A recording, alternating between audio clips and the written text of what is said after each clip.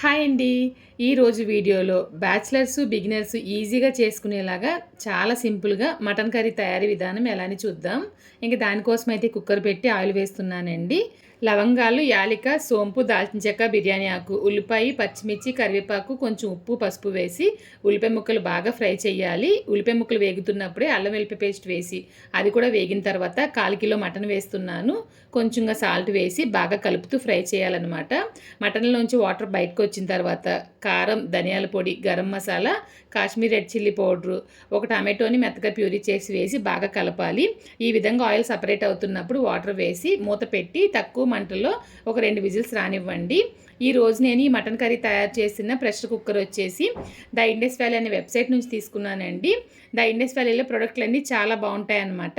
ఇదైతే stainless steel 3 litre tri-ply pressure cooker pan అండి. చాలా మందంగా, చాలా క్వాలిటీగా అయితే ఉందండి.